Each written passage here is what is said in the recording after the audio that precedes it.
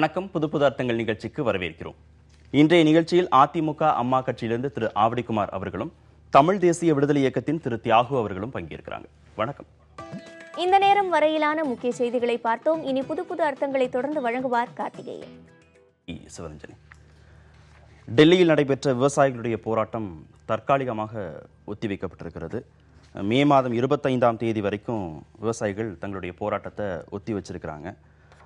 பல்வேறு கோரிக்கைகளை வச்சிருந்தாங்க. ஆனால் எந்த விதமான கோரிக்கையும் நிறைவேற்றப்படவே இல்லை. 42 நாட்கள் போராட்டம் நடத்திய பிறகும் கூட வெறுங்கையோடு தான் சொந்த ஊர் திரும்புகிறாங்க. எப்படி பார்க்கலாம் ஆவடிக்குமார்? இல்லை, நேற்றைய தினம் தமிழ்நாடு முதலமைச்சர் எடப்பாடி பழனிசாமி அவர்கள் விவசாயிகளை சந்தித்து அவர்களுடைய கோரிக்கை, பிரதமர் அவருடைய கோரிக்கையை கேட்க வேண்டும் அல்லது பிரதமரை பார்க்க வேண்டும் என்பதுதான் அவர்களுடைய போராட்டம் தொடர்வதற்கான ஒரு காரணமாக இருந்தது.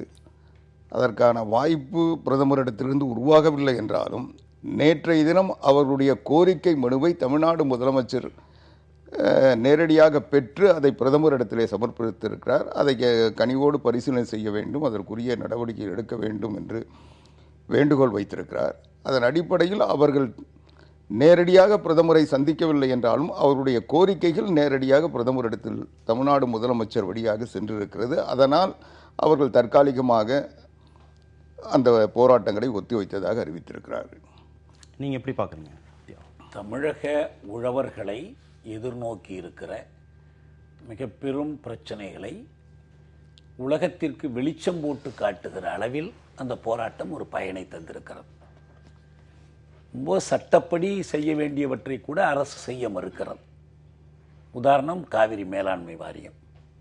உச்சநீதிமன்றம் தனக்கு உத்தரவிடுகிற அதிகாரம் உண்டு என்று தெரிவித்த பிறகும் இல்லை, நாங்கள் நாடாளுமன்றத்தில் சட்டம் இயற்றித்தான் நிறைவேற்ற முடியும் என்று சொல்லி, ஆனால் நாடாளுமன்றத்தில் காவிரி தீர்ப்பாயத்தை ஒழித்து கட்டுவதற்கான சட்ட முன்வடிவை கொண்டு வந்து வச்சிருக்காங்க. இப்போ சென்ற 15ஆம் தேதி உமாபாரதி வைத்திருக்கிற அந்த சட்ட முன்வடிவின்படி தீர்ப்பாயங்கள் அனைத்தையும் கலைத்து விடுவது, ஒற்றை தீர்ப்பாயம் இந்தியா முழுவதற்கும் ஏற்படுத்துவது, மீண்டும் ஒரு முறை இந்த சிக்கலை சுழற்றி விடுவது பல ஆண்டுகளுக்கு இன்னும் நீடிச்சு போகும்.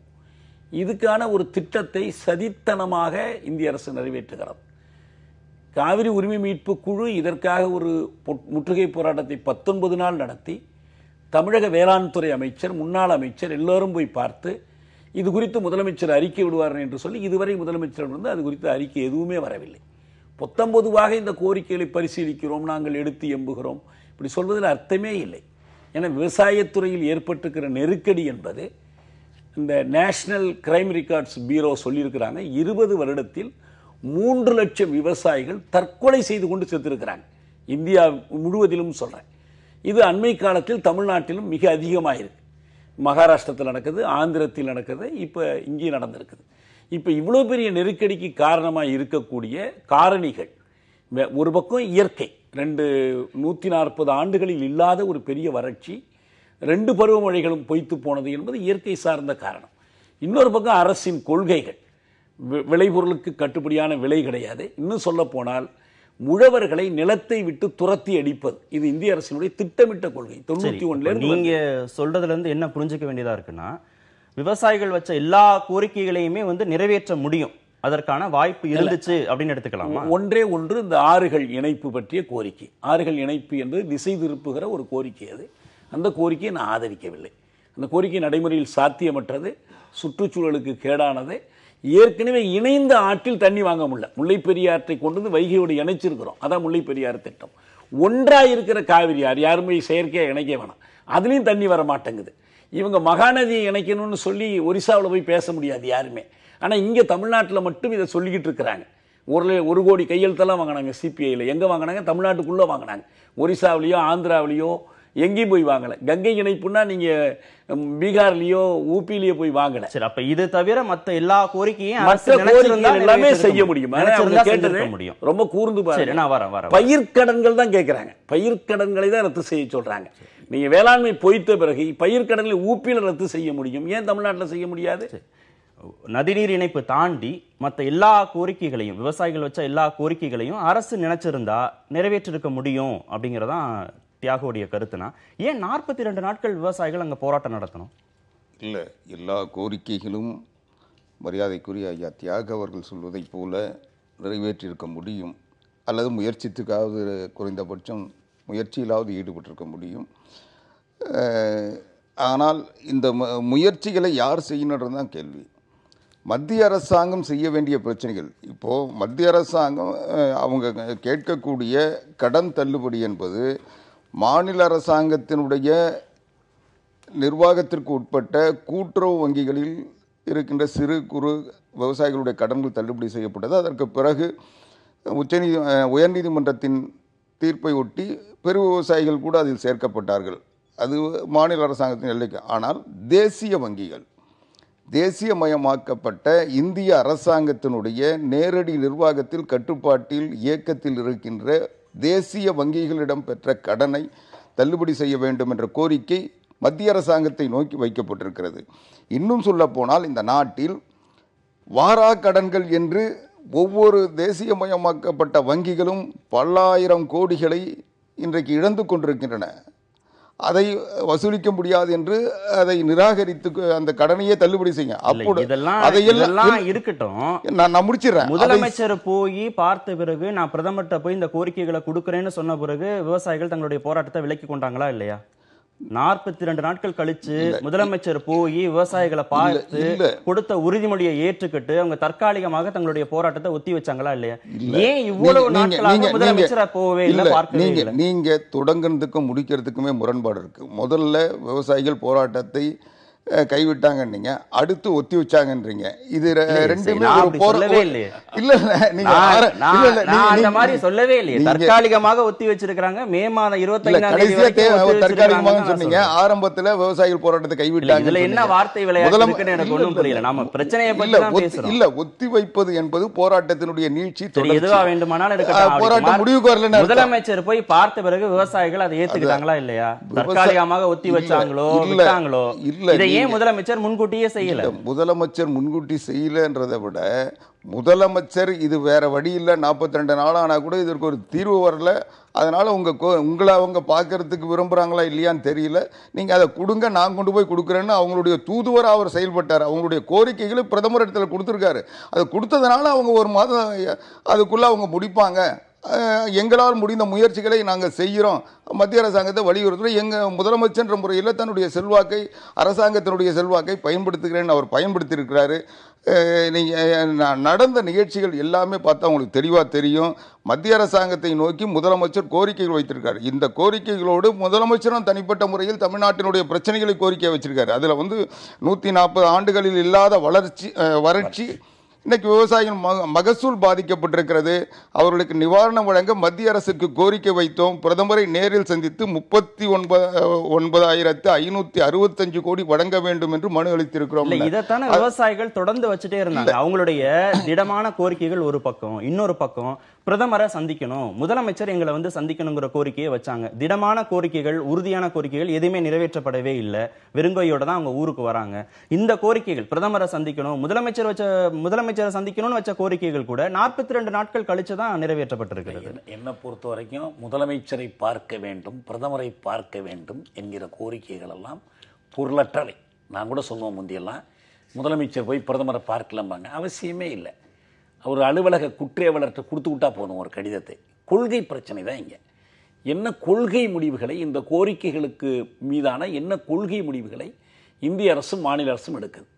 மாநில அரசுங்கிறது ஒன்றும் கிடையாது. இது ஒரு அதிகாரம் இல்லாத, இறைமை இல்லாத ஒரு அரசாங்கம். தமிழ்நாட்டினுடைய வேளாண்மை கொள்கையை தீர்மானிக்க முடியுமா? கரும்பு விலையை தீர்மானிக்க முடியுமா? நெல் விலையை தீர்மானிக்க முடியுமா? எல்லாமே இந்திய அரசின் கையில் இருக்கு. எனவே இந்திய அரசு தான் ஆவடிக்குமார் சொல்றது சரி. இந்த கோரிக்கைகள் அடிப்படையில் இந்திய அரசால் நிறைவேற்றப்பட வேண்டியவை. ஒரு முதலமைச்சர் அவர் ஒன்னும் தொடர்ந்து மாநில அரசு மீதான விமர்சனங்களை வைக்கிறாங்க. மாநில அரசு நானும் விமர்சனம் வைக்கிறேன். கொடுத்த நிதியை ஒழுங்கா செலவு பண்ணவே இல்லை. இந்த பிரச்சனைகள் எல்லாமே மாநில அரசுடைய கட்டுப்பாடு. நிதி கொடுக்கறாங்கிறதுல நான் சென்னையில, தமிழ்நாட்டில தான் இந்த போராட்டம் எல்லாம் நடத்தி இருக்கணும்னு ஏன் மத்திய அரசு தரப்புல வரலாறு காணாத வறட்சி, பஞ்சம், இதற்கு இயற்கை காரணங்களும் இருக்கு, செயற்கை காரணங்களும் இருக்கு. தமிழ்நாட்டினுடைய 3 முக்கியமான தொழில்கள், மீன்பிடி தொழில், வேளாண்மை, நெசவு, 3மே நலிந்து போய் கிடக்குது. மிக கடுமையான பஞ்சம், வறட்சி. அப்படி இருக்கும்போது இந்திய அரசு இவங்களுக்கு என்ன நிதி கொடுக்குறேன்னு சொல்லுதுன்னா, இவங்க கேட்கறது கிட்டத்தட்ட 40,000 கோடின்னா 1700 கோடி கொடுக்குறேங்கிறாங்க. 1700 கோடியை தமிழ்நாட்டோட மக்கள் தொகையிலேருந்து வகுத்து பாருங்க. ஆளுக்கு 300 ரூபாயை கொண்டு சமாளிக்கக்கூடிய நெருக்கடியாது. தமிழக அரசு கேட்கிற தொகையை வச்சு பாருங்க, 6500 ரூபாயை கொண்டு சமாளிக்கக்கூடிய நெருக்கடியாயுது. அப்ப தமிழ்நாட்டிலிருந்து எல்லா வரிகளையும் வசூலிச்சுக்கிட்டு போறாங்க. இப்ப போய் அவங்க நிதி ஆயோக் கூட்டம் நடத்தி நீங்க எல்லா வரியும் எங்கள்கிட்ட விட்டு கொடுக்கறது பேர் தான் கூட்டாட்சி. நம்ம கூடுதல் நிதி தர்றதை பத்தி பேசுறோம். ஆனா மத்திய அரசு தரப்புல கொடுத்த நிதியை அவங்க செலவழிக்காம திருப்பி அனுப்பிச்சிட்டாங்கிற குற்றச்சாட்டை மாநில அரசு மேல வைக்கிறாங்க. இது குறிப்பிட்ட பிரச்சனையில நம்ம மத்திய அரசு மட்டும் சொல்ல முடியுமா, இல்ல மாநில அரசு சேர்த்து சொல்றோம். ஆனா முதன்மையா யார் இலக்காய் வைத்து சொல்றோம், யாருக்கு முதல் பொறுப்பு? இந்திய அரசுக்கு தான் முதல் பொறுப்பு. மாநில அரசு இதை வலியுறுத்தலனோ கேட்கலனோ. இப்ப உதாரணம், நெடுவாசல் தொடர்பாக முதலமைச்சர் ஒரு வாக்குறுதி கொடுத்தார். நாங்கள் இதை அனுமதிக்க மாட்டோம்னு வாக்குறுதி கொடுத்தார். அவங்க என்ன சொன்னாங்க, மக்கள் விருப்பம் இல்லாமல் நாங்கள் செயல்படுத்த மாட்டோம்னு வாக்குறுதி கொடுத்தாங்க. தரம் சிங் பிரதான்ட்ட நேரில் கூட்டிட்டு போய் பொன்னார் வந்து வாக்குறுதி வாங்கினார். அதே தரம் சிங் பிரதான் 31 இடங்கள்ல இந்த ஹைட்ரோ கார்பன் எடுக்கிறதுல ஒரு இடமாக நெடுவாசல் வடகாட்டை குறிப்பிட்டு ஜெம் கிரானைட்ஸோட கையெழுத்து போடுறார். கையெழுத்து போட்டு இதை நிறைவேற்றி தர வேண்டிய பொறுப்பு மாநில அரசுக்கு இருக்குங்கிறார். இதைத்தான் மோடி வந்து ஒத்துழைப்புன்னு சொல்றார். நான் என்ன சொல்றேன், ஒரு மாநில அரசு கொடுத்த உத்தரவாதத்தை எந்த விதத்தில் இவங்க மதிச்சிருக்கிறாங்க? அப்ப இங்க என்ன தேவைப்படுகிறது? ஓபிஎஸ் முதலமைச்சராக இருந்தபோது ஜல்லிக்கட்டு விஷயத்துல உடனடியாக தீர்வு காணப்பட்டது. ஆனா இந்த பிரச்சனைகள்ல அந்த அளவுக்கு கூடுதல் முக்கியத்துவம் கொடுக்கப்படவே இல்லை. விரைவான தீர்வுகள் ஏன் எட்டப்படவே இல்லை? இதெல்லாம் அங்கேதான் அவங்க வேறுபாடு பாக்குறாங்களா? இல்ல, இந்த கேள்வியை நீங்க மத்திய அரசாங்கத்தை அல்லது அவர்களை சார்ந்த கட்சியை பார்த்து கேட்டிருக்கணும். ஆனா இருந்தாலும் என்கிட்ட கேட்டுட்டீங்க. ஆனா இந்த தீர்வை கூட மத்திய அரசாங்கம் தந்ததா எனக்கு தெரியல, மக்கள் தான் தந்ததா நான் நினைச்சுக்கிட்டு இருக்கேன். ஏன்னா அந்த நெருக்கடி வந்தது.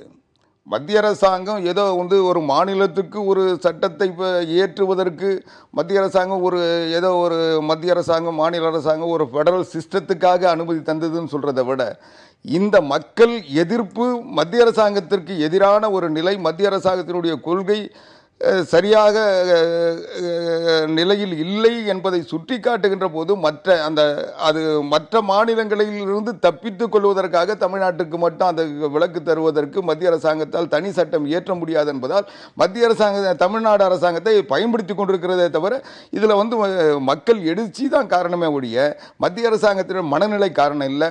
மத்திய அரசாங்கம் வந்து இதுல ஏதோ ஒரு பெரிய மாநில அரசாங்கத்திற்கு அல்லது மாநில மக்களுடைய உணர்வுகளுக்கு மதிப்பளித்து விட்டது, அவருடைய தேவைகளை நிறைவேற்றி விட்டது என்பது எல்லாம் நாம சூட்டிக் கொள்ளுகின்ற வார்த்தைகளே தவிர. குமார் சொல்றது சரி. மக்களுடைய எழுச்சி குறித்து அவர் பேசுறாருல, விவசாயிகளுடைய போராட்டம் மக்கள்கிட்ட போய் சேர்ந்து இருக்கா? பல்வேறு கடினமான போராட்ட முறைகளை அவங்க பின்பற்றுறாங்க. இன்னும் கடுமையான ஒரு போராட்டம் தேவைப்படும். ஏன்னா ஜல்லிக்கட்டு விஷயத்துல அவர்களுக்கு பொருளியல் இழப்பு எதுவும் இல்லை, நிதி இழப்பு எதுவும் இல்லை. அது உரிமை சம்பந்தப்பட்ட ஒரு கேள்வி. அதுவும் அவர் சொன்ன மாதிரி மக்கள் எழுச்சியினுடைய நெருக்கடியின் கீழ் தான் அதற்கு ஒத்துக்கொள்ள வேண்டிய கட்டாயத்துக்கு தள்ளப்பட்டாங்க.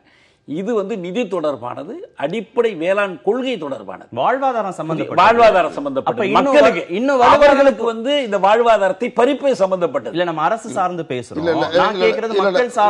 ஒரே ஒரு விளக்கம் ஐயா சொல்றதுல நான் ஒரு நிலையில மாறுபடுறேன். என்னன்னா பொருளியல் சார்ந்தது அதெல்லாம் கூட இரண்டாவது பட்சம்.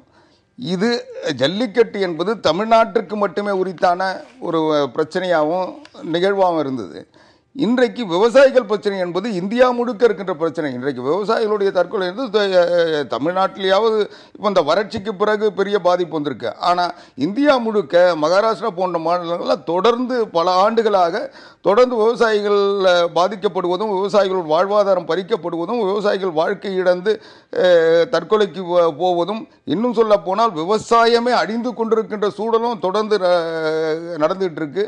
ஆக இதை முழுமையாக ஒரு தீர்வை ஏற்படுத்த வேண்டும் என்றால் மரியாதைக்குரிய தியாக அவர்கள் சொன்னதைப் போல விவசாயிகளுடைய இடுபொருட்கள் விலையை நிர்ணயிப்பதிலிருந்து விவசாயிகள் விளைபொருட்கள் விலையை நிர்ணயிக்கின்ற வரை எல்லா அதிகாரங்களையும் வைத்திருக்கின்ற மத்திய அரசு விவசாயிகளுக்கென்று ஒரு புதிய விவசாய கொள்கை வகுத்து அவர்களை காப்பாற்றுவதற்குரிய முயற்சியை செய்வதை விட்டுவிட்டு வெளிநாட்டு பொருட்களை கொண்டு வந்து சந்தைப்படுத்துகின்ற முயற்சியில் இருக்கின்ற பொழுதுதான் இந்த பிரச்சனை. இதோடு கூடுதலாக காவிரி நமக்கென்று உள்ள பிரச்சனை. காவிரியில் வந்து அரசமைப்பு சட்டம் வழிகாட்டுகிறபடி, மாநிலங்களுக்கு இடையிலான ஆற்று நீர் பூசல் சட்டம் வழிகாட்டுகிறபடி உச்சநீதிமன்ற தீர்ப்பு வழிகாட்டுகிறபடி செயல்பட இந்திய அரசு மறுக்கிறது. முழுக்க முழுக்க தமிழகத்தை வஞ்சிக்கிற ஒரு வேலை அது. அது மட்டும் இல்லாமல் முந்தையெல்லாம் ஒரு பேச்சுவார்த்தையை அப்படி இப்படின்னு சொல்லி காலம் கடத்திக்கிட்டு இருந்தாங்க. இப்போ எந்த சட்டத்தின் மூலம் தீர்ப்பாயம் அமைக்கப்பட்டதோ, எந்த சட்டத்தின்படி நம்ம தீர்ப்பாயத்தினுடைய தீர்ப்பை அரசியலில் வெளியிடும்படி கேட்டோமோ, உச்சநீதிமன்றத்தின் இவ்வளவு காலம், அதாவது 75 இத்தனை ஆண்டுகள் நாம போராடி பெற்ற எல்லாவற்றையும் ஒரே ஒரு சட்டத்தின் மூலம் ஒழித்து கட்டுகிற முயற்சியை இந்திய அரசு செய்யுது. இல்ல, நம்ம அரசு சார்ந்து பேசுறோம், அரசுடைய கொள்கைகள் சார்ந்து பேசுறோம், திட்டங்கள் சார்ந்து பேசுறோம். மக்கள்கிட்ட இந்த விவசாயிகளுடைய பிரச்சனை சரியான அளவுல போய் சேர்ந்திருக்கா? 42 நாட்கள் போராட்டம் நடத்தி இருக்காங்க. வெவ்வேறு விதமான போராட்ட வழிமுறைகளை அவங்க கையாண்டு இருக்காங்க. ஜல்லிக்கட்டு அளவுக்கு விவசாயிகளுடைய பிரச்சனையும் இந்த மக்கள்கிட்ட போய் சேர்ந்திருக்கு அப்படின்னு நம்மளால உறுதியா சொல்ல முடியும்? இல்ல, போகணுங்கிறது சரி. ஆனா தில்லியில் போய் ஜந்தர் மந்தரில் நடத்துகிற போராட்டம் என்பது இந்திய அரசை நெருக்குவதற்கு போதுமானது அல்ல. நீங்க டெல்லியில போய் தான் இந்திய அரசை நெருக்கணும்னு அவசியம் கிடையாது. தமிழகத்தில் இப்ப ஏற்கனவே காவிரி உரிமை மீட்பு குழுவில் ஒத்துழையாமை இயக்கம் நடத்த வேண்டும் என்று அழைப்பு கொடுத்திருக்கிறாங்க. இப்ப எங்க இயக்கத்தில் நாங்கள் தமிழ்நாட்டுக்கு இந்திய அமைச்சர்கள் வந்தால் கருப்பு கொடி காட்டுவோம், அவங்களுக்கு எதிர்ப்பு தெரிவிப்போம் என்று ஒரு பக்கம் வருமான வரி அலுவலகத்தை முற்றுகையிடுகிற போராட்டத்தை பல இயக்கங்கள் நடத்தி இருக்கிறாங்க. இதுக்கெல்லாம் டெல்லிக்கு போகவே வேண்டியில்லை. தமிழ்நாட்டில் தமிழ்நாட்டு உழவர்களுடைய சிக்கல் தீரவில்லை என்றால், காவிரி உரிமை மீட்கப்படவில்லை என்றால், நெடுவாசல் மக்களுக்கு அளிக்கப்பட்ட உறுதிமொழி மீறப்படுமானால், தமிழ்நாட்டில் இந்திய அரசு செயல்படுவதற்கு ஒரு நெருக்கடி உருவாகும் என்ற நிலையை தமிழ்நாட்டிலிருந்தே தோற்றுவிக்க முடியும். டெல்லி போராட்டத்தில் மக்களா பண்ணணுமா இல்ல அரசோடு சேர்ந்து பண்ணணுமா? அரசுடைய ஒத்துழைப்பு இந்த மக்களுக்கு பின்னால் அரசு வந்தால் மகிழ்ச்சி, அரசு வரலன்னா மக்கள் போராடுவாங்க. இப்ப எந்த அரசையும் நம்பியா ஜல்லிக்கட்டு போராட்டம் நடந்துச்சு? எந்த அரசியல் கட்சியும் நம்பி கூட இல்லை. இன்னைக்கு என்ன தமிழ்நாட்டில் அரசியல் மாறிக்கிட்டு இருக்குன்னா, பதவி சார்ந்த அரசியல் கட்சிகளுக்கு பின்னால் போராட்டங்கள் போவதற்கு பதிலாக போராட்ட சக்திகளுக்கு பின்னால் அவர்கள் வர வேண்டிய நிலை உருவாகி கொண்டிருக்கு. அதனாலதான் உங்களுக்கு மக்கள் பிரச்சனை. இப்ப ஏற்கனவே ஒரு நாள் பார்த்தோம், காவிரி தீர்ப்பாயத்தில் இந்திய அரசு நிலையெடுத்த போது தமிழ்நாடு முழுவதும் போராட்டங்கள் நடந்துச்சு. வெவ்வேறு கட்சிகள் நடத்தினாங்க. குமார் அவர்கள் கூட சொன்னார், நாங்க என்ன எங்க கட்சியில தடுத்தோமா இல்ல எங்க அரசு எதிர்த்துச்சார், எனவே எங்களுக்கும் அதுக்கு ஆதரவு தானேன்னு சொன்னார். வெவ்வேறு கூட்டணியில் இருக்கிறவங்க, ஒண்ணுக்கு ஒன்று தொடர்பு இல்லாத கட்சிகள் தனித்தனியா போராடினாங்க. அது ஒரு புதிய நிகழ்ச்சி போக்கு. அது இப்படிதான் நம்ம வரப்போகிற போராட்டங்களை நம்ம பார்க்கிறோம். இப்ப பந்துல நாங்க கலந்துக்கலங்கிறவங்க கூட இப்ப எதிர்க்கல. வணிகர்கள் காரணம் சொன்னா இப்ப அவங்கள நாங்கள் பங்கேற்கிறோங்கிறாங்க. இப்ப அடுத்த மாதம் 15ஆம் தேதியிலிருந்து காவிரி தீரம் உள்ள பகுதி முழுவதிலும் தொடர்ச்சியான ரயில் மறியல் போராட்டம் ஒரு வார காலத்திற்கு உழவர்கள் நடத்துறாங்க. நாளைக்கு நடக்கக்கூடிய முழு அடைப்பு போராட்டத்துல அதிமுக பங்கேற்காது, அரசு பங்கேற்காதுன்னு சொல்றாங்க. ஆனா அப்ப நீங்க மறைமுகமா அதுக்கு ஆதரவு கொடுக்குறீங்கன்னு எடுத்துக்கலாமா? இல்ல, நேற்றைய தினம் பிரதமரை சந்தித்து முதலமைச்சர் கோரிக்கைகளை வைத்திருக்கிறார். அந்த 42 நாட்கள் போராடிய விவசாயிகள் அதை தற்காலிகமாக ஒத்தி வைத்திருக்கிறார்கள். ஒரு மாத இடைவெளி என்பதை விட ஒரு மாதம் அதற்குரிய அவர்கள் செயல்படுவதற்குரிய வாய்ப்பை தந்திருக்கிறார்கள். அந்த இடைவெளிக்குள் மறுபடியும் ஒரு அழுத்தம் என்பது தேவையாக இருந்தாலும், ஆனால் இந்த வடிவம் போராட்டம் இன்றைய சூழல் அதுக்கு அந்த போராட்டத்தை ஒட்டி நாளைய தினம் பந்த் என்று சொல்லுகின்ற போது அந்த போராட்டமே ஒத்திவைக்கப்பட்டிருக்கிறது. ஒரு ஒத்திவைக்க போராட்டத்திற்கு ஒரு பந்த் என்பது அதை ஒட்டி இருந்தால் அது தேவையற்றது. இல்ல, நீங்க போய் பாப்பீங்க, இது மாதிரி எல்லாம் உறுதிமொழி கொடுப்பீங்கன்னு ஏற்கனவே 16ஆம் தேதி கூட்டம் நடத்தினவங்களுக்கு தெரியாது இல்ல, அவங்க அறிவிச்சுட்டாங்க. இல்ல, இதுல இப்ப எந்த விதமான ஒரு தீர்வும் எட்டப்படவே இல்லை. அறிவிச்சதை சொன்ன மாதிரி இல்ல, அதுல பங்கேற்கலனா கூட மறைமுக ஆதரவு இருக்குன்னு சொல்றத புரிஞ்சுக்கலாமான்னு. அதாவது மறைமுக ஆதரவு இருக்கா இல்லையான்றது பார்வையிலேயே தெரியும். ரெண்டாவது ஆதரவு தேவையா இல்லையான்றது ஒரு கொஸ்டின் இருக்கு. ஏன்னா அவங்க அனைத்து இந்திய அண்ணா திராவிட முன்னேற்ற கழகத்திற்கு அழைப்பு அனுப்பி நாங்கள் நிராகரித்திருந்தால் நாங்கள் அதை புறக்கணித்திருக்கிறோம் சொல்றோம். அதற்கான வாய்ப்பை எங்களுக்கு இல்லாத போது நாங்க அதை ஆதரிக்கிறோமா ஏற்றுக்கொண்டோமான்றது ஆலோசனைக்கு அழைக்கலையே.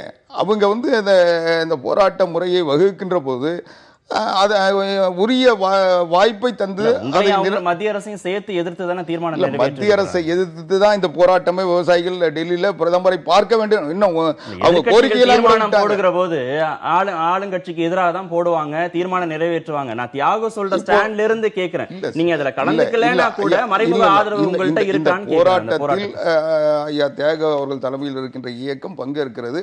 அதில் நான் எனக்கு அது புரியாமல் இல்லை. ஆனால் இவர் அந்த போராட்டத்தை வடிவமைத்து நடத்துகின்றவர் இல்லை, அந்த ஒருங்கிணைத்தவர் இல்லை. அந்த போராட்டத்தை ஒருங்கிணைத்தவர்களே எங்களை புறக்கணித்து விட்ட போது நாங்கள் அதற்கு ஆதரவு தருவதா எதிர்ப்பு தருவதா என்ற கேள்வியே வரலன்ற. மறைமுகம் நேர்முகம் என்று பார்க்காம கருத்தியலாக ஒரு போராட்டத்தை ஆதரிப்பதற்கு எந்த சட்டமும் தடையில்லை. இல்ல அது கருத்தியலாக நடந்துட்டு இருக்கு. அதுதான் நடக்குது. அது இன்னொன்னு நடந்துட்டு இருக்கு. முக்கியமா சொல்லணும். இப்ப கருத்தியலா இல்ல, ஆதரவு நீங்க- கொடுக்கறாங்கன்னு எடுத்துக்கிறதா இல்ல, ரொம்ப கொடுக்கலன்னு எடுத்துக்கிறதா? சரியாக சொன்னால் தில்லியில் விவசாயிகள் போராடியது ஒத்திவைக்கப்பட்டிருக்குங்கிறதுடைய பொருள் போராட்ட வடிவமும் போராட்ட களமும் மாறி இருக்கிறதே தவிர போராட்டம் மாறிவிடவில்லை, கைவிடப்படவில்லை. ஏன்னா அவர் திரு ஐயாக்கண்ணு சொல்லியிருக்கிறாரு, 25ஆம் தேதி முழு அடைப்பு போராட்டத்தை நாங்கள் ஆதரிக்கிறோம், நாங்கள் தமிழ்நாடு சென்று அந்த போராட்டத்திலும் பங்கேற்போம்னு சொல்லியிருக்காரு. அவர் திமுக ஆதரவோ இல்லை வேற கட்சிகள் ஆதரவோ அந்த மாதிரி நிலைப்பாட்டிலேருந்து அவர் சொல்லலை. இந்த கோரிக்கைகளுக்காக யார் போராடினாலும் பங்கேற்கணும், ஆதரிக்கணும் என்ற முறையில் தான் இருக்கிறாங்க. காவிரி உரிமை மீட்பு குழு என்ன சொல்றாங்கன்னா, இந்த போராட்டத்தில் நாங்க போய் ஆக்டிவா கலந்து கொள்ள முடியாது, ஏன்னா வேறு அமைப்புகள் முடிவெடுத்திருக்காங்க, ஆனா எங்களுடைய ஆதரவு அதுக்கு உண்டு, நாங்க போய் அவங்களை மீறி செயல்படுவோம், நாங்க தனியா நாங்க போராடுறோம்னு சொல்றாங்க. அதுதான் இந்த நிலைமை. அதுதான் எங்களை அனைத்திந்திய அண்ணா திராவிட முன்னேற்ற கழகத்தை அழைத்திருந்தால் நாங்கள் பங்கேற்க வாய்ப்பு இருந்திருக்கும். அதற்கான வாய்ப்பு எங்களுக்கு இல்லாத நிலையில் தமிழ்நாடு அரசாங்கம் இதை இந்த போராட்டங்களை ஏற்கனவே சரி, அழைக்கலன்னா என்ன, விவசாயிகளே கலந்துக்கிறாங்க, பெருந்தன்மையோட கலந்துக்க வேண்டியதுதானே. இது என்ன, இது எல்லாரும் விவசாயிகளும் கலந்து விவசாயிகள் பிரச்சனை தானே, நீங்க இதே பெருந்தன்மையா போய் கலந்துக்கலாம். கோரிக்கை பெருந்தன்மைன்றதை விட கோரிக்கைகள் சரியானவை அல்லது கோரிக்கைகள் தேவையானவை, போராட்டம் தேவையானவைன்னு கூட நான் ஏத்துக்கிறேன். ஆனால் அந்த போராட்டம் ஒரு அரசியல் நோக்கத்திற்காக நடத்துகின்ற ஒரு அரசியல் கட்சியுடைய போராட்டம். இது விவசாயி இதை முன்னெடுத்து செல்பவர்கள் அரசியல்வாதிகள். இதை விவசாய சங்கம் செஞ்சிருந்தா நீங்க கலந்துக்கிட்டீங்கன்னா அரசியல் காரணமே வராது. இல்ல நீங்க கலந்துக்கலாமே, கலந்துக்கிட்டீங்கன்னா அந்த அரசியல் காரணம் வராது. நீங்க என்ன பேச விடுங்க. இந்த போராட்டத்தை நடத்துகின்றவர்கள் அரசியல்வாதிகள், அரசியல் காரணங்களுக்காக நடத்தப்படுகின்ற போராட்டம். இன்னும் சொல்ல போனால் அந்த பிரச்சனைகள் இன்றைக்கு நீடித்துக் கொண்டிருப்பதற்கு, நிலைத்திருப்பதற்கு காரணமானவர்கள் என்ற குற்றச்சாட்டுக்கு ஆளாகி இருப்பவர்கள். அவர்கள் காலங்களில் அதை செய்திருந்தால் இன்றைக்கு இந்த பிரச்சனையே வந்திருக்காது. அதனாலதான் அதை விமர்சிக்காம ஆதரிக்கிறேன். 50 ஆண்டு காலம் திமுக மட்டும் ஆட்சி பொறுப்புல இருந்தது, அதிமுக ஆட்சி பொறுப்புல இருந்தது. உங்கள் மீது அந்த விமர்சனங்கள் நடுவர்மன்ற இறுதி தீர்ப்பு எப்போ வந்தது? அது மட்டும் இல்ல, ஏரிகள் தூர்வாரது தொடங்கி நீர் மேலாண்மை தொடங்கி மணல் கொள்ளை தொடங்கி எல்லா விதமான விமர்சனங்களும் இரு கட்சிகள் மீது இல்ல. இரு கட்சிகள் இல்ல, ஆட்சியில யார் யார் இருந்தாங்களோ எல்லாரும் மேலே விமர்சனங்கள் இருக்கதான் செய்யும். அதுல இருந்து நல்லதெல்லாம் ஏத்துக்க சொல்ல அது ஒரு சைட்ல பாதிக்கிறவங்களுடைய உணர்வுகள் வரத்தான் செய்யும். அதை நான் மறுக்கல. ஆனால் இன்றைக்கு இந்த பிரச்சனைகள், நதி இணைப்பு என்பது நேற்றைக்கு உருவானதா? காவிரி மேலாண்மை வாரியம் அமைக்க வேண்டும் என்ற கோரிக்கை இறுதி தீர்ப்பு வந்த நாள்ல இருந்தானே இருக்கு. அதுக்கான வாய்ப்புகள் பெற்றிருந்தவர்கள் மத்தியிலும் மாநிலத்திலும் ஒரே நேரத்தில் ஆட்சியில் இருந்த போதே செய்ய முடியாததை இன்றைக்கு இவங்க இன்னொருத்தரை பார்த்து கேள்வி எழுப்புகின்ற போராட்டம் நடத்துவதற்கு நீங்க அவங்க மேல குற்றச்சாட்டு வைக்கிறீங்க, மற்ற கட்சிகள் அதுதான் நான் சொன்னேன். இந்த அரசியல் விவசாயி சங்கங்கள் இதற்கான முயற்சி எடுத்து ஆதரவு கேட்டிருந்தால் நிச்சயமா ஆதரிச்சிருப்போம். இதை ஒரு அரசியல் கட்சி இதை கொண்டு வருகின்ற பொழுது அது கோரிக்கை அந்த விவசாய பிரச்சனையாக இருக்கின்ற காரணத்தால் நாங்கள் அதை நேரடியாக ஏற்கவில்லை என்றாலும் அந்த நோக்கத்தை நாங்கள் ஏற்கிறோம். அதனால் அதற்கு நாங்கள் ஒரு அரசாங்கம் எவ்வளவு மென்மையாக இருக்க முடியுமோ அவ்வளவு மென்மையாக. ரொம்ப சந்தோஷம். புதிய இந்தியாவை உருவாக்க மாநில அரசுகள் ஒத்துழைக்க வேண்டும் அப்படின்னு பிரதமர் மோடி பேசியிருக்கிறாரு. நேற்று டெல்லியில் நிதி ஆயோக் கூட்டம் நடைபெற்றிருக்கிறது. முதலமைச்சர்கள்லாம் அதில் பங்கேற்றிருந்தாங்க. அந்த கூட்டத்தில் பேசும்போது மோடி இதை கோரிக்கையை வைக்கிறார். புதிய இந்தியாவை அமைக்கும் லட்சியம் கூட்டு முயற்சி இருந்தால் மட்டுமே சாத்தியம், எனவே இதற்கு மாநில அரசுகள் ஒத்துழைப்பு வழங்க வேண்டும் அப்படின்னு சொல்றார். இந்த ஒத்துழைப்பு கொடுக்கறதுல, மாநில அரசுகள் ஒத்துழைப்பு கொடுக்கறதுல தமிழகம் முதலிடத்தில் இருக்கு அப்படின்னு எடுத்துக்கலாமா திராவடிக்குமார்? இல்லை பொதுவாக புதிய இந்தியான்னு எதை சொல்கிறாருன்னு எனக்கு புரியல. எல்லை ரீதியாகவா அல்லது கொள்கை ரீதியாகவா அல்லது வேறு ஏதாவது நோக்கம் இருக்கான்றது எனக்கு புரியல. ஏன்னா ஒரு பிரதமர் வேற ஏதாவது நோக்கம்னா என்ன யோசிக்கிறீங்க நீங்க? இல்லை எனக்கு தெரியல, அவங்க தான் விளக்கணும். என்ன இந்தியா ஒரே இந்தியாவா தான் இல்லை. அவங்க வரும்போது கேட்போம், நீங்க என்ன யோசிக்கிறீங்க, என்ன உங்களுக்கு சந்தேகம்னு சொல்லுங்க. நீங்க கேட்ட கேள்விக்கு என் மனசுல தோன்றதை சொன்னேன். அது என்னன்றது என்ன காரணத்துக்காக கேட்கறவங்க யோசிச்சுக்கிட்டு. அதாவது புதிய இந்தியான்னு சொல்றதே ஒரு சரியான வாசகமா எனக்கு தெரியல. ஏன்னா இந்தியா இந்தியாவா தான் இருக்கு.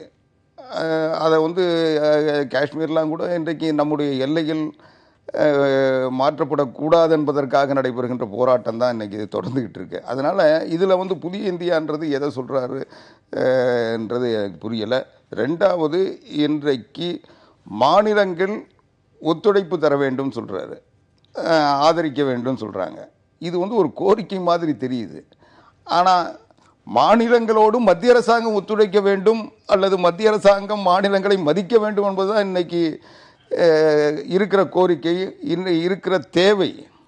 ஏன்னா இன்னைக்கு மாநிலங்களுடைய அதிகாரங்கள் எல்லாம் மத்திய அரசில் குவிப்பதும், இன்னும் சொல்ல போனால் மாநிலத்தினுடைய பொருளாதார வருவாயெல்லாம் இன்னைக்கு மத்திய அரசாங்கத்தை நோக்கி போயிட்டு இருக்கு. கொள்கை ரீதியாகவும் மாநிலங்கள் இன்றைக்கு பாதிக்கப்பட்டிருக்கிறது, வருவாய் ரீதியாகவும் பாதிக்கப்பட்டிருக்கிறது. எல்லாமே இன்னும் சொல்ல போனால் மாநிலத்தினுடைய எல்லைகளில் நமக்கு மற்ற மாநிலங்களோடு இருக்கின்ற தொடர்புகள் கூட பாதிக்கப்படுகின்ற சூழல் வந்திருக்கு. அதற்கு காரணம் இன்றைக்கு இயற்கையாக இந்தியா முழுவதும் ஒன்று, புதிய தேசம், புதிய இந்தியா, புதிய ஒற்றுமை எல்லாமே சரி. ஆனால் கர்நாடகாவில் இருக்க தண்ணி தமிழ்நாட்டுக்கு வரமாட்டேந்த, தமிழ்நாட்டில் கேரளாவில் இருக்கிற தண்ணி தமிழ்நாட்டுக்கு வரமாட்டேங்குது, ஆந்திராவில் இருக்க தண்ணி தமிழ்நாட்டுக்கு வரமாட்டேங்குது, அது மகாராஷ்டிராவில் இருக்க தண்ணி ஆந்திராவுக்கு வரமாட்டேங்குது, கர்நாடகாவுக்கு வரமாட்டேங்குது. இப்படி ஒவ்வொரு மாநிலத்திலும் இருக்கின்ற இந்த பிரச்சனைகளில் மத்திய அரசாங்கம் தலையிட மறுக்குது. அப்போ எப்படி ஒரு புதிய இந்தியாவோ அல்லது ஒன்றுபட்ட இந்தியாவோ ஒற்றுமையான இந்தியாவோ நீங்க யோசிக்கிற அந்த புதிய இந்தியா வந்து அந்த தண்ணிலாம் வந்துருமோ? நீங்க அதுதான் அதுக்கு மத்திய அரசாங்கம் தன்னுடைய பொறுப்புகளை தட்டி கழித்து வந்திருக்கிறது. குறிப்பாக பிரதமர் நரேந்திர மோடி அவர்கள் மற்றவற்றில் காட்டுகின்ற கவனத்தை, ஆர்வத்தை இதில் காட்டலன்றதான நீதிமன்றங்களில் இன்றைக்கு இருக்கின்ற வழக்குகளில் தரப்படுகின்ற அறிக்கைகள் சொல்லுது. நீங்க எப்படி பார்க்குறீங்க? அதாவது திரு குமார் சொன்ன மாதிரி எது பழைய இந்தியா, எது புதிய இந்தியா, ரெண்டுக்கும் என்ன வேறுபாடு என்று எந்த வரையறையும் இல்லாமல் அவர் இதில் எடுத்துக்காட்டியிருக்கிற 2-3 செய்திகள் பார்த்தீங்கன்னா, தேர்தலை ஒரே நேரத்தில் நடத்துவது, பட்ஜெட்டை முன்கூட்டியே தாக்கல் செய்து அது நிதி கிடைக்க செய்வது, இந்த மாதிரி உதாரணங்கள் தான் அவர் சொல்லிக்கிட்டு இருக்கிறார். அவர் விபி சிங்கே ஒரு முறை நான் மாநில சுயாட்சியை மதிக்கிறேன் என்பதற்காக சென்னை கடற்கரையில் தன்னுரிமை மாநாட்டில் பேசினார். பேசும்போது அவர் என்ன சொன்னார்னா, தேசிய ஒருமைப்பாட்டு மன்ற கூட்டத்தை இதுவரை பிரதமர்கள் டெல்லியில் நடத்தி கொண்டிருந்தார்கள், நான் சென்னையில் நடத்தினேன் அப்படின்னு நான் தான் அவருடைய பேச்சை அப்போ மொழிபெயர்த்தேன். எனக்கே சிரிப்பாக இருந்துச்சு. இதான் மாநில சுயாட்சி, அந்த அங்கே நடக்கிற கூட்டத்தை இங்கே கொண்டாந்து நடத்தினா முடிஞ்சு போச்சா உங்களுக்கு? அதுபோல தான் இது மே மாதத்தில் தான் பணம் கிடைக்கும், நான் ஜனவரியில் கொடுத்துட்றேன் என்று சொல்வதெல்லாம் இதெல்லாம் ஒரு மாற்றங்கள். இதான் புதிய இந்தியா. ஏன்னா புதிய இந்தியாங்கிற முழக்கத்தை இந்திய ஆட்சியாளர்கள் திரும்ப திரும்ப வைத்து கொண்டே தான் இருக்கிறாங்க. மக்களை பொறுத்த வரைக்கும் பழைய நிலை தான் நீடித்து கொண்டிருக்கு. 56 அல்லது 55 ஆவடியில் தான் ஒரு மோசடி அரங்கேற்றப்பட்டுச்சு. சோசியலிச பாணி சமுதாயம்னு நேரு கொண்டு வந்தார். 69 இந்திரா காந்தி என்ன பண்ணாங்க, அவங்களுடைய அரசியல் தேவைகளுக்கு வறுமையை ஒழிப்போம், கரிபி ஹட்டாவுன்னு அவங்க ஒரு முழக்கம் கொடுத்தாங்க. அது பூரா இந்தியாவே இந்திரா, இந்திராவே இந்தியான்னு காட்டுறதுக்கு தான் அது பயன்பட்டுச்சு. உங்களுக்கு 80க்கு பிறகு அவங்க என்ன பண்ணாங்க, உங்களுக்கு 77 முழு புரட்சின்னு ஜெயபிரகாஷ் நாராயணன் முழக்கம் கொடுத்தார். அதன் அடிப்படையில் ஒரு புதிய அரசாங்கம் வந்துச்சு. 80க்கு பிறகு நிலையான ஆட்சி தர்றோம்னு சொல்லி வந்தாங்க. இப்படி மாறி மாறி இப்போ ராஜீவ்காந்தி காலத்தில் நடந்தது, மன்மோகன் சிங் புதிய பொருளாதாரம் என்னென்னமோ பேரில் வருது. ஆனால் மக்கள் வாழ்க்கையில் வறுமையில் மாற்றம் இல்லை. சரி, அப்போ நான் என்ன கேட்கிறேன், நீங்க சொல்றதுல இருந்து என்ன புரிஞ்சுக்க வேண்டியதா இருக்குன்னா, மத்திய அரசு கேட்கிற அந்த சொல்ற அந்த ஒத்துழைப்பு அப்படிங்கிறது அழுத்தத்தின் அடிப்படையில மாநில அரசுகள்ட்ட இருந்து பெறப்படுகிறதாக இருக்கு, விருப்பத்தின் அடிப்படையில கொடுக்கப்படுகிறதாக இல்லை அப்படின்னு புரிஞ்சுக்கலாம். அதுக்கு ஒரு அரசியல் ரீதியா எப்படி நான் பார்க்கிறேன்னா, 67 வரைக்கும் காஷ்மீர், கேரளம் தவிர இந்தியா முழுவதும் ஒரே கட்சி ஆட்சி. இதே போலதான் நாடாளுமன்ற சட்டமன்ற தேர்தல்கள்லாம் ஒன்றா நடத்தப்பட்டுச்சு. உங்களுக்கு 67க்கு பிறகு அங்கங்க சில மாநில கட்சிகளுடைய ஆட்சி, இடதுசாரி கட்சிகளுடைய ஆட்சி, இப்படி மாறி மாறி வந்துச்சு. உங்களுக்கு இது ஒரு சின்ன இடையூறா பார்க்குறாங்க இந்திய அரசு. இப்போ இந்த ஒரே தேசம் ஒரே கட்சி என்ற நிலை கொண்டு வருவதற்கு அந்த எப்படி நேரு காலத்தில் 52, 57 இந்தியா இருந்துச்சோ அப்படி இப்போ மோடியினுடைய தலைமையில், பாஜகவினுடைய தலைமையில் இந்தியா முழுவதையும் ஒன்றாக்கிவிட வேண்டும் என்ற ஒரு அரசியல் நோக்கம் இருக்கு. இதுதான் எதற்கு பயன்படும் என்றால், புதிய பொருளாதார கொள்கையின்படி இந்திய சந்தை முழுவதையும் ஒன்றாக இணைப்பதற்கும் உலக சந்தையோடு கொண்டு போய் இதை பூட்டி விடுவதற்கும் இதான் நடந்துகிட்டு இருக்கு உங்களுக்கு. அப்ப புதிய பொருளாதார கொள்கைக்கு பொருத்தமான ஒரு அரசியல் சூழலை உருவாக்குவதைத்தான் அவர் புதிய இந்தியா என்று குறிப்பிடுகிறார். சரி, ஒருவேளை பழைய இந்தியாவிலிருந்தே நான் கேட்கிறேன், பொருளாதார கொள்கையில எந்த மாநில அரசு மத்திய அரசின் கொள்கைக்கு எதிராக இருந்து சிந்திக்கிறாங்க? இல்லங்கிறத இப்போ இல்ல. அப்படி இடதுசாரி முன்னணியினுடைய முதல்வராக இருந்த புத்ததேவ் பட்டாச்சாரியாவே அவர் என்ன சொன்னாரு, இந்த உலக மையம் என்பது தவிர்க்க முடியாதது. இதுக்கு ஒருத்தர் இடதுசாரியா இருக்கணும்னு அவசியம் இல்லை. உங்களுக்கு அவங்க பின்பற்றிய கொள்கையும் அதே தான். உங்களுக்கு சிங்கூர்ல எதை அவர் செய்தாரோ அதைத்தான் நரேந்திர மோடி குஜராத்தில் செய்தார். அங்க சேப்பு கொடி, இங்க காவி கொடிங்கிறத வித்தியாசம் இல்லை. மகாராஷ்டிரத்தில் காங்கிரஸ் கொடியின் கீழ் அதான் நடந்துச்சு. தமிழ்நாட்டில் திமுக அதிமுக ஆட்சிகள்ல இதான் நடந்துச்சு. இவங்களுக்கு பொருளியல் கொள்கை வகுக்கிற இறைமையோ அதிகாரமோ இல்லை, அந்த விருப்பமும் இல்லை. இந்தியாவினுடைய அதே பொருளியல் அதே அதிகாரத்தை தாண்டி எதிர்ப்பு இருக்காங்கிறதும் இல்ல. நான் சொல்றேன், மாநில சுயாட்சி பற்றி புத்தகம் எழுதிய முரசொலி மாறன் தான் மாநில சுயாட்சிக்கு மாறான புதிய பொருளாதார கொள்கையினுடைய தொழில் கொள்கை, வணிக கொள்கை இந்திய அரசின் அமைச்சராக இருந்து கொண்டு செயல்படுத்தினார். ஏன்னா இந்த பேச்சுக்கும் அதுக்கு சம்பந்தமே இல்லை. மாநில சுயாட்சிக்கு திமுக என்ன செஞ்சுன்னு கேட்டீங்கன்னா, ராஜமன்னார் கமிஷன் அறிக்கை போட்டோம், சட்டமன்றத்தில் தீர்மானம் போட்டோம்னு சொல்றதுக்கு தாண்டி இவங்க எதுவுமே செய்ய முடியாது. உங்களுக்கு இப்ப காவிரி சிக்கல் கூட ஒவ்வொரு சிக்கல்லையும் இந்திய அரசினுடைய எல்லா விதமான வஞ்சகங்கள்லையும் திமுக கூட்டணியில் இருந்து கொண்டு தானே செயல்படுத்தினாங்க உங்களுக்கு. அதனால வேண்டி நீங்க சொல்ற மாதிரி இவங்களுக்கு இந்த மாநில அரசுகளுடைய ஒத்துழைப்பு என்பதெல்லாம் இன்னும் கொஞ்சம் நெஞ்சம் இருக்கக்கூடிய முனகள், எதிர்ப்பு எல்லாத்தையும் கைவிட்டுட்டு எல்லாம் ஒன்னா வந்து சேர்ந்துருங்க. ஒரு பிஜேபி கிளை மாதிரி இருக்கணும், இந்திய அரசினுடைய முகவாண்மை நிறுவனங்கள் போல இருக்கணும் இந்த மாநில அரசுகள் என்ற மோடியின் விருப்பத்தை தான் இது எல்லாமே காட்டு. ஓ பன்னீர்செல்வத்திற்காக நிதியமைச்சர் பதவியை விட்டுக் கொடுக்க தயார் அப்படின்னு அமைச்சர் ஜெயக்குமார் நேற்று பேசியிருக்கிறாரு. பேச்சுவார்த்தை இன்று தொடங்க இருப்பதாக செய்திகள் வந்திருக்கிறது. திரு ஆவடிக்குமார், எந்த புள்ளியிலிருந்து இந்த பேச்சுவார்த்தை தொடங்கும் அப்படின்னு எடுத்துக்கலாம்? இல்லை, எந்த புள்ளியும் இல்லை. அனைத்து இந்திய அண்ணா திராவிட முன்னேற்ற கழகத்தில் இன்றைக்கு வெளியே இருந்து வந்த சில அழுத்தங்களாலோ அல்லது உள்ளே இருந்தவர்களால் ஏற்பட்ட பதவி வேட்கையாலோ சில பிரச்சனைகள் உருவாக்கப்பட்டு அது இன்றைக்கு எங்கள் கட்சியினுடைய சின்னத்தை முடக்குகின்ற வரை நீண்டிருக்கிறது. இது தொடரக்கூடாது. தொடர்ந்து இந்த நிகழ்வுகள் நடைபெற்று கொண்டிருந்தால் இதை நம்முடைய அரசியல் எதிரிகள் தங்களுக்கு வசதியாக பயன்படுத்தி கொண்டிருக்கிறார்கள். அதை அனுமதிக்கக்கூடாது என்பதற்காக ஒரு ஒற்றுமை உணர்வை ஏற்படுத்தி கட்சியை பலப்படுத்த வேண்டும், கட்சிக்குள் இருக்கின்ற பிரச்சனைகளுக்கு தீர்வு காண வேண்டும் என்பதுதான் இதன் நோக்கம். எனவே இதில் அந்த பிரச்சனைகளை தீர்வதற்கான ஒரு பிரச்சனையை உருவாக்கி கொண்டிருக்கிறார்கள் வேணா சொல்லலாம். யாரை சொல்றீங்க நீங்க? அது எல்லோரையும். இல்ல, ஜெயக்குமார் இப்படி சொல்லியிருக்கிறாரேன்னு நான் கேட்டதுக்கான பதிலாக அதை எடுத்துக்கிறதானா? ஆமா, அமைச்சர் ஜெயக்குமார் உட்பட நான் உட்பட எல்லோருமே ஒரு பிரச்சனையை தீர்வதற்குரிய பிரச்சனைகளை உருவாக்குகிறோம். அது ஒரு தீர்வை நோக்கி நகரும் என்று நம்புகிறோம். எப்படி பார்க்கலாம்? அதாவது முதல் செய்தி ஒன்று நான் சொல்லிடுறேன், அப்புறம் இதுக்குள்ள நான் சொல்றேன். என்னன்னா, அந்த சொத்து குவிப்பு வழக்கில் உச்சநீதிமன்ற தீர்ப்பு இருக்கு இல்லையா, அந்த தீர்ப்பு அதிமுக என்ற அந்த அரசியல் கட்சி குறித்து மக்களுடைய சிந்தனையில் ஒரு மாற்றத்தை கொண்டு வரணும். அது போதிய அளவுக்கு தமிழ்நாட்டில் ஒரு தாக்கம் செலுத்தவில்லை என்பதுதான் என்னுடைய கருத்து. ஏன்னா அம்மா என்ற பெயரில் நடத்தக்கூடிய அரசியலுக்கு அது உறுதியான ஒரு அடி கொடுத்துருக்குது. அது ஒரு பன்னீர்செல்வம் பற்றிய பிரச்சனையோ, எடப்பாடி பற்றிய பிரச்சனையோ, தினகரன் பற்றிய பிரச்சனையோ, தீபா பற்றிய பிரச்சனையோ அல்ல. இவர்களை பொறுத்த வரைக்கும் அதற்கு நேர்மையாக முகம் கொடுக்க வேண்டும் என்றால் உச்சநீதிமன்ற தீர்ப்பை இவங்க ஏற்றுக்கொள்ளலாம் அல்லது ஏற்றுக்கொள்ளாமல் இருக்கலாம். ஏற்றுக்கொள்ளவில்லை என்ற நிலைப்பாடு தான் இவங்க எல்லோருக்கும் ஒன்றா இருக்குது என்று சொன்னால் மக்கள் மன்றத்தில் தான் மேல்முறையீடு செய்ய முடியும். உச்சநீதிமன்றத்துக்கு மேலே வேற மேல்முறையீடு இல்லை. அப்போ மக்கள் மன்றத்தில் ஒரு வெளிப்படையான விவாதத்திற்கு முன்வரணும். இந்த தீர்ப்பு குறித்து ஒரு விவாதத்திற்கு முன்வரணும். முன்வராமலே பழைய மாதிரியே திரும்ப திரும்ப திரும்ப சொல்லிக்கொண்டே போவதில் அர்த்தமில்லை. அது உச்சநீதிமன்றத்தையும் பொருட்படுத்துவதாக இல்லை. இந்த மக்கள் மத்தியில் அது ஏற்படுத்தக்கூடிய தாக்கத்தை பற்றி மற்ற கட்சிகள் அவசியம் இருக்கிறதா நீங்க உணர்றீங்களா? திமுக மக்கள் முடிவு செஞ்சு அதை தேர்தல்ல காமிக்க மாட்டாங்களா? அதுல ஒரு விவாதம் நடத்தி இந்த வழக்கு கடந்து வந்த பாதை குறித்து, தீர்ப்பு குறித்து, பல்வேறு நீதிமன்றங்களுடைய தீர்ப்பு குறித்து, நீதிபதிகளின் அணுகுமுறை குறித்தெல்லாம் மக்கள் மன்றத்துல விவாதிக்கிற அளவுக்கு இது முக்கியத்துவம் வாய்ந்த பிரச்சனையா? நான் கேட்கறது என்னன்னா, அதிமுக அணிகளிடம் அது என்ன மறுசிந்தனையை கொண்டு வருது?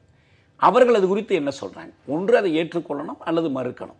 மறுக்க வேண்டும் என்றால் அவர்கள் இது குறித்து விமர்சிக்கணும், விவாதிக்கணும். இது ஒரு செய்தி, அதை ஒதுக்கி வச்சிருவோம். அது நான் முக்கியமான ஒரு செய்தியை நான் கருதுறேன். தமிழக அரசியல் இதற்கு பிறகு அம்மா அரசியலுக்கு இடம் இருக்கக்கூடாது என்பது என்னுடைய நிலைப்பாடு. ஒன்று. இரண்டாவது, இது போல யாரா இருந்தாலும் சரி, நாளைக்கு திமுக இந்த மாதிரி ஒரு நிலைக்கு ஆளானாலும் நான் இதை தான் சொல்லுவேன். அதில் ஒன்றும் மாற்றம் இல்லை. இப்போ அடுத்தது, இப்போ இந்த கட்சி அமைப்பு சேர்றது பிரியறதை பற்றி பேசுகிறாங்க பாருங்க. இப்போ விவாதங்களில் யாருக்கு என்ன பதவி, இந்த மாதிரியான விவாதங்கள் முக்கியமாக இருக்குது. ஏதோ இந்த ஒரு சின்னம் தான் இன்றியமையாது. இதே சின்னம் 96இல் மிகப்பெரிய தோல்வியை சந்தித்த ஒரு சின்னம் தான். எனவே இந்த சின்னம் மட்டுமே வெற்றியை தேடி தந்துடும், சின்னம் இல்லைன்னா போயிடும் என்பது திமுகவுக்கான எதிர்வகை வாக்குகளை சிந்தாமல் சிதறாமல் திரட்டுவதற்கு தான் இந்த சின்னம் என்பது பயன்பட போதோ தவிர, இவங்க நேர்வகையாக சில திட்டங்களை மற்றதை சொல்லி அதனுடைய அடையாளமாக இந்த சின்னத்தை வைத்து தேர்தலை சந்திப்பதற்கு ஒன்று இது பயன்பட போறதில்லை. அதுவும் பார்க்க போனால் உள்ளாட்சி தேர்தலுக்காக தான் நாங்கள் அவசரப்படுறோம் என்று சொல்றாங்க. அடுத்த கேள்வி என்னன்னா, இப்போ திமுகவுக்கும் அதிமுகவுக்கும் ஒரு அடிப்படையான வேறுபாடு இருக்கு அமைப்பில். இதை தான் நம்ம கவனத்தில் எடுத்துக்கணும்னு நான் நினைக்கிறேன். என்னன்னா, இப்போ சாதாரணமாக கம்யூனிஸ்ட் கட்சிகள், இடதுசாரி கட்சிகளை கேடர் பேஸ்டு பார்ட்டினும் திமுக அதிமுக இதெல்லாம் வந்து மேஸ் பேஸ்டு பார்ட்டிஸ்னு நம்ம சொல்றது உண்டு. ஆனால் இந்த ரெண்டு கட்சிகளுக்குள்ளேயே ஒப்பிட்டு பார்த்தீங்கன்னா ஒப்பளவில் ரிலேட்டிவ்லி ஸ்பீக்கிங் திமுக கேடர் பேஸ்டாகவும் அதிமுக மேஸ் பேஸ்டாகவும் இருக்கு. இப்போ திமுகவில் எப்படின்னா, எம்ஜிஆர் அவ்வளோ பெரிய மேஸை பிரிச்சுக்கிட்டு போகும்போது கூட மாவட்ட செயலாளர்கள் யாரும் எம்ஜிஆர் பின்னால் போகலை. எம்எல்ஏக்களில் ஒரு 10 பேர் தான் போனாங்க உங்களுக்கு. ஆனால் 89 ஜானகி அணி எடுபடாது என்று நிரூபிக்கப்பட்ட போது ஜெயலலிதா பின்னால் முழு அமைப்பும் போணுச்சு. காரணம் என்ன? ஜானகியே அந்த தலைமையை ஏற்றுக்கொண்டு அவங்க ஒதுக்கிட்டாங்க. என்ன காரணம்னா, இங்கு நேரடியாக ஒரு தலைமை, அதுக்கு கீழே இருக்கக்கூடிய வெகு மக்களான உறுப்பினர்கள். இதில் எந்த மாவட்ட செயலாளருக்கும் எந்த முக்கியத்துவம் இல்லை, எந்த அமைச்சர் அவங்களே ஒத்துக்கொண்டாங்க. நாங்கள் எல்லாம் வெறும் பூஜ்ஜியங்கள், திருநாவுக்கரசர் சொன்ன மாதிரி இங்கே ஒருத்தர் தான் தலைவர் என்று. அவங்க ஒரு ஜனநாயக முறையில் இந்த இயக்கத்தை நடத்தி கொண்டு போயிருந்தாங்கன்னா அடுத்து ஒரு கூட்டு தலைமை உருவாக வழி ஏற்பட்டிருக்கும். இந்த கூட்டு தலைமையே உருவாகாம நிரந்தர முதலமைச்சர், நிரந்தர பொதுச் செயலாளர் என்று யார் எந்த அமைப்பு சொல்லிக் கொண்டிருந்தாலும் அது ஜனநாயகத்துக்கு புறம்பானது. அது இது போன்ற ஆபத்தான விளைவுகளை தான் ஏற்படுத்தும். ஒரே ஒருத்தரோட இப்ப ஜனநாயகத்தை நோக்கி அவங்க போறாங்கன்னு பார்க்கலாம். இந்த தலைமைங்கிறத நோக்கி போறாங்கன்னு பார்க்கலாமா? ஜனநாயகம் என்பது வெறுமனே ஒரு தலைமையை தேர்ந்தெடுத்துக் கொண்டு அப்படின்னு ஒரு முயற்சி பண்றாங்க. ஆனா அது ஏற்கனவே வந்து புறையோடி போயிருக்கிற இந்த தனி மனித வழிபாடும் ஒரு ஊழலும் மற்ற பல்வேறு காரணிகள், பதவி போட்டியும் பாருங்க. ஒரு சாதாரண பிரச்சனை, நிதியமைச்சர் விட்டு கொடுக்கறதுதான் பிரச்சனையா என்ன? இதான் பேச்சுவார்த்தையில முக்கியமான விஷயமா என்ன? எப்ப எத்தனை காலத்துக்கு நிரந்தரமா நிதியமைச்சராகவே ஒருத்தர் இருந்துட போறாரா என்ன? அதெல்லாம் ஒண்ணும் இல்லை. அடிப்படை சிக்கல்களை பற்றி இதன் பற்றியெல்லாம் ஒரு மீளாய்வு, மறுபரிசீலனை வேண்டும். அதுக்கான வாய்ப்பு இனிமேல் அந்த அமைப்பில் இல்லை என்பதுதான் என்னுடைய கருத்து. நீங்க எப்படி பாக்குறீங்க? அதாவது மரியாதைக்குரிய ஐயா தியாக அவர்கள் பல செய்திகளை சொன்னார். அது சொல்ல அணிகள்னு சொன்னார். நிச்சயமாக அதிமுக அணிகள் இல்லை. அதிமுகவாக தான் இருக்குது. சில பிரச்சனைகள் இருக்குது. அந்த பிரச்சனைகளுக்கு சரியா தவறான்றதை விட அந்த பிரச்சனைகளை தீர்வதற்கான முயற்சி நடந்துக்கிட்டு இருக்கு. ரெண்டாவது, நீங்கள் கேட்டீங்க, இது வந்து ஒற்றை தலைமையிலிருந்து ஒரு கூட்டு தலைமையை நோக்கி ஜனநாயக நடவடிக்கையான்னு கேட்டீங்க. ஜனநாயகம் என்பது ஒவ்வொரு வகையான ஜனநாயகம் தான். எது ஜனநாயகன்றது வேணா ஒரு பெரும்பான்மை வேணா ஜனநாயகம் நம்ம பேர் சூட்டலாமே தவிர, ஆனால் அந்த ஜனநாயகத்தின் வடிவம் என்னன்னா நீங்கள் வடிவம் எதுவே டெஃபினேஷன் தர முடியாது. என்ன பார்த்தீங்கன்னா, உதாரணத்துக்கு பார்த்தீங்கன்னா, அமெரிக்கா ஜனாதிபதி நேரடியாக தேர்ந்தெடுக்கப்படுகிறார். அது அந்த நாட்டினுடைய ஜனநாயகம். இங்கே இருக்கின்ற ஜனாதிபதி பிரதிநிதிகளால் தேர்ந்தெடுக்கப்படுகிறார். இது இந்த ஜனநாயகத்தினுடைய கட்டமைப்பு. அதை போலவே ஒவ்வொரு கட்சிக்கும் அந்த கட்சியினுடைய தலைமையை தேர்ந்தெடுக்கின்ற வழிமுறைகள் இருக்கிறது. ஒத்து வரத செய்யறோம்னு கூட நான் முடிச்சிடுறேன். மற்ற கட்சிகளில் பிரதிநிதித்துவ அடிப்படையில் தலைமை உருவாக்கப்படுகிறது. ஆனால் அதிமுகவை பொறுத்த வரைக்கும் அடிப்படை உறுப்பினர்களால் தலைமை உருவாக வேண்டும். அப்போ ஒற்றை தலைமை வந்துதான் தீரும். கட்சியினுடைய பொதுச் செயலாளர் யாரோ அவருடைய கட்டுப்பாட்டில் கட்சி இயங்க வேண்டும் என்ற ஒரு நிலை வருகின்ற போது, அவருக்கு எல்லா அதிகாரங்களும் அவரிடத்தில் இருக்கின்ற போது அது ஒற்றை தலைமை தான். அதுல வந்து ஜனநாயகம் நாங்கள் வந்து 10 பேர் சேர்ந்து செயல்படுறோம்னா கருத்தாக்கம் உருவாக்குகின்றவரை அவருடைய பணிகள் தேவைப்படலாம். ஆனால் அதை செயல்படுத்துகின்ற பொழுது அந்த பொதுச் செயலாளர் மட்டும்தான் அதை செயல்படுத்த முடியும். அதனால் அதை தான் புரட்சி தலைவர் எம்ஜிஆர் உருவாக்கினார். அதை தான் அம்மா காலத்திலே அந்த புரட்சி தலைவி அம்மா அவர்களே கூட அந்த நிலைக்கு வர்றதுக்கான போராட்டங்கள் என்பது பல வடிவங்களில் இருந்தது, பல பிரச்சனைகளை சந்தித்தது, பல பாதிப்புகளை இழப்புகளை எல்லாம் பார்த்து தான் அந்த நிலைக்கு வந்தாங்க. ஆக அந்த இடத்துக்கு வர்ற வரைக்கும் பிரச்சனைகள் வரதான் செய்யும். இதையெல்லாம் வந்து நாங்கள் சந்தித்தான் ஆகணும். அதை தான் இன்னைக்கு நடந்துட்டு இருக்கு. சரி, இப்ப தொண்டர்களின் செல்வாக்கு, மக்களின் செல்வாக்குன்னு எடுத்துக்கிற போது அது ஓபிஎஸ்க்கு இருக்கு அப்படின்னு புரிஞ்சுக்கலாமா? அவர் தலைமையின் கீழ் கட்சி ஒன்றுபடும் எடுத்துக்கலாமா? நீங்க ஓபிஎஸ் என்கின்ற ஒரு மனிதனால தான் இவ்வளவு நாள் ஆட்சி நடந்தது, அல்லது அம்மாவே ஓபிஎஸ் நம்பி தான் ஆட்சி நடத்தினாங்க, அவர் தான் நிதியமைச்சர்னு சொல்லி ஒரு கருத்தாக்கத்தை உருவாக்குறீங்கன்னா அது என்ன உண்மை இருக்குன்னு நினைப்பாங்களோ அந்த நினைப்பு தான் இது. இன்றைக்கு நான் சமீபத்தில் ஓபிஎஸ்ஸை எப்போ எடை போடுறாங்க, அம்மா இருந்த நேரத்தில் அவர் வந்து பேரை கூட சொல்ல மாட்டாருன்னு குற்றம் சாட்டின அத்தனை பேரும் இன்னைக்கு இந்த 2 மாதத்துல நல்லா செயல்பட்டாருன்னு சொல்றாங்க. யார் அவர் அறைக்குள்ள கூட போக மாட்டார், அவர் வீட்டில் கூட பேர் எழுத மாட்டார். அப்போ ஒரு தலைமைக்கு அவர் கட்டுப்பட்டார்ன்றதை விட தலைமைக்கு வந்து இவர் விசுவாசமாக இருப்பதாக காட்டிக்கொண்டு நடித்தார்.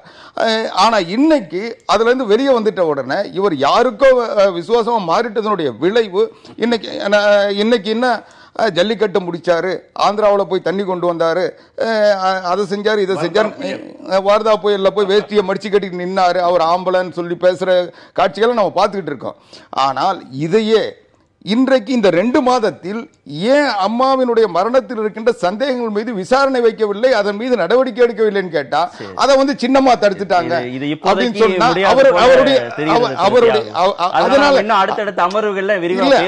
அதனால அவர் வந்து நீங்க ஒரு சைடா பாக்குறீங்க.